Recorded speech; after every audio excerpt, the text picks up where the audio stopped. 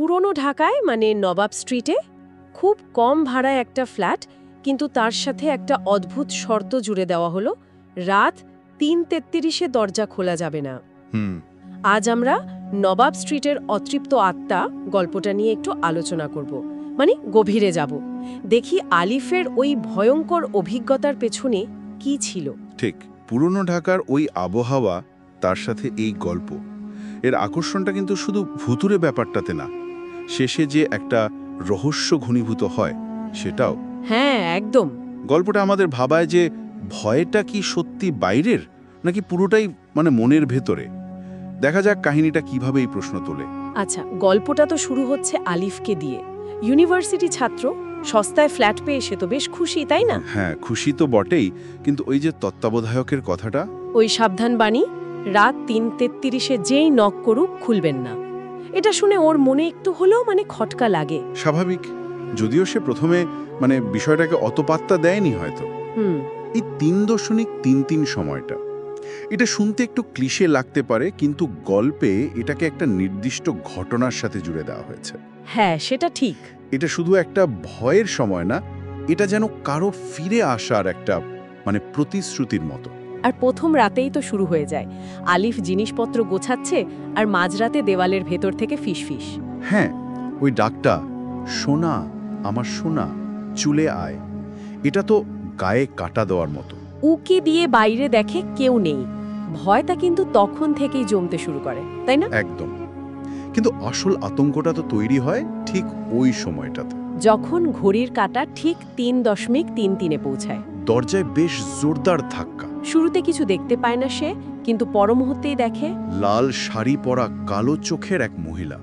তার ওই ফিসফিস করে বলা কথাটা, দরজা খোল আলিফ, আমি জানি তুই ভেতরে।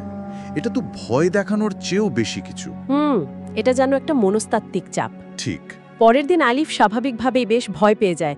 সে পাশের চায়ের দোকানে খোঁজ নিতে যায়, তাই তো? হ্যাঁ, আর সেখান থেকেই বেরিয়ে আসে আসল কাহিনীটা। দোকানদার জানায় 15 বছর আগে রিনা নামে এক মহিলা থাকতেন ওই ফ্ল্যাটে, যাকে তার স্বামী বুড়িগঙ্গায় ডুবিয়ে মারে। কি সাংঘাতিক! আর লোকমুখে প্রচলিত যে রিনার আত্মাই নাকি তার বাচ্চাকে খুঁজতে ফেরে। হ্যাঁ, আর ঠিক ওই 3:33-এ দরজার কড়া নাড়ে। আর এখানেই গল্পটা লোককথা আর একটা ব্যক্তিগত ট্র্যাজেডিকে মিলিয়ে দেয়। আসলে এই শহুরের লোককথাগুলো অনেক সময়ই চাপা পড়া কোনো সামাজিক সমস্যা বা অতীতের কোনো আঘাতের মানে প্রতিচ্ছবি হয়ে ওঠে। হতে পারে। রিনার গল্পটা হয়তো সেই সময়ে নারীর অসহায়ত্ব বা ধরুন অপূর্ণ মাতৃত্বের একটা প্রতীকীর রূপ, যে প্রতিরাতে ফিরে আসে, ন্যায় বিচার চায় বা অন্তত সন্তানের খোঁজ করে। সেই রাতে ভয়টা আরো তীব্র হয়ে ওঠে আলিফের জন্য। আবার সেই 3:33, আবার দরজায় কড়া নাড়া, এবার আরো জোরে। আর সবচেয়ে ভয়ের ব্যাপার হলো, দরজাটা বন্ধ থাকা সত্ত্বেও আলিফ দেখে যে ওটা নিজে থেকেই খুলতে শুরু করেছে। এটা তো চরম মুহূর্ত। সে তখন আর থাকতে না পেরে হ্যাঁ, বন্ধুর বাড়ির দিকে দৌড় দেয়, পালিয়ে যায়। তার এই পালিয়ে যাওয়াটাই প্রমাণ করে যে পরিস্থিতি কতটা নিয়ন্ত্রণের বাইরে চলে গিয়েছিল। কিন্তু গল্পের আসল মোচড়টা তো এর পরে আসে।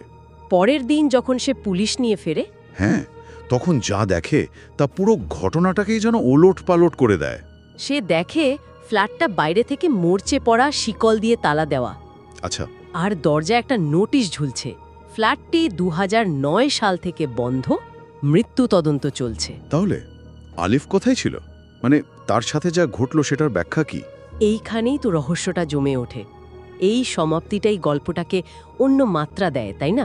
একদম। এটা কি আলিফের মনের ভুল ছিল, মানে মানসিক বিভ্রম, নাকি সত্যি কোনো অতৃপ্ত আত্মা ছিল যে বন্ধ ফ্ল্যাটের দেয়াল ভেদ করেও জানান দিচ্ছিল নিজের অস্তিত্ব?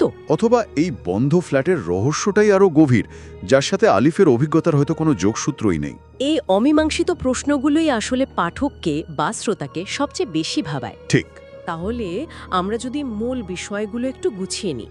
একটা অভিশপ্ত ফ্ল্যাট, একটা নির্দিষ্ট ভুতুরের সময়, রাত 3:33, একটা করুণ অতীত, একটা হাড় হিম করা সাক্ষাৎ, আর তার সাথে ওই চরম রহস্যময় পরিসমাপ্তি। আর আলিফের উপরে প্রভাবটাও কিন্তু থেকে যায়। সে রাতে প্রায়ই ঘুম ভেঙে ফিসফিস শব্দ শুনে। গল্পটা আসলে শুধু ভয় দেখায় না, এটা আমাদের পারিপার্শ্বিকতা, পুরনো দিনের জমে থাকা ক্ষোভ আর লোককথার শক্তি নিয়েও ভাবতে বাধ্য করে।